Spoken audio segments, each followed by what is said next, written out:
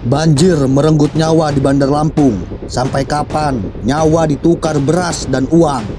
Sudah kita berikan bantuan beras 10 kilo dengan uang 1 juta. Banjir kembali datang ke kota Bandar Lampung. Bukan sekadar genangan, bukan sekadar rumah terendam. Kali ini banjir kembali merenggut nyawa. Dan seperti biasa, setelah air surut, muncul satu pertanyaan pahit dari warga. Berapa harga satu nyawa manusia di kota ini? Apakah 1 juta dan 10 kilogram beras? Bandar Lampung sering disebut sebagai kota besar, kota maju di Provinsi Lampung. Tapi setiap musim hujan datang, kota ini berubah menjadi kota langganan banjir.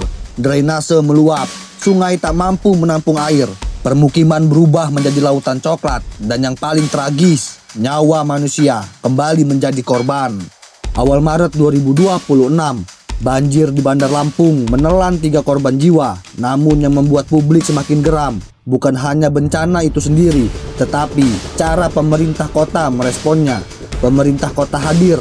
Wali kota Eva Diana datang ke lokasi. Bantuan diberikan, isinya 1 juta dan 10 kilogram beras.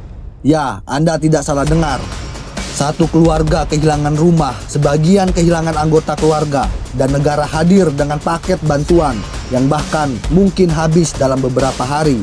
Apakah ini solusi atau sekadar ritual tahunan setelah banjir datang?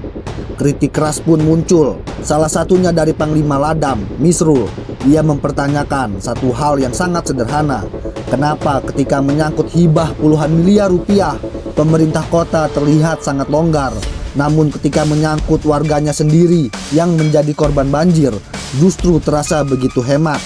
Misrul bahkan menyinggung soal hibah sekitar 60 miliar kepada Kejati Lampung, sebuah angka yang sangat besar, dan publik mulai bertanya, jika dana sebesar itu bisa dialokasikan, mengapa perbaikan drainase, normalisasi sungai, dan pengendalian banjir justru tidak menjadi prioritas utama? Ironinya tidak berhenti di situ. Sorotan juga mengarah pada aliran dana miliaran rupiah kepada yayasan swasta yang disebut memiliki hubungan dengan keluarga wali kota. Jika benar, maka pertanyaan publik menjadi semakin keras. Apakah anggaran kota benar-benar digunakan untuk kepentingan warga, atau justru untuk kepentingan lain di luar kebutuhan mendesak masyarakat? Ini bukan pertama kali. Pada tahun 2025, banjir besar di Bandar Lampung juga menelan 2 korban jiwa. Seharusnya itu menjadi peringatan keras. Seharusnya itu menjadi momentum untuk memperbaiki sistem drainase kota.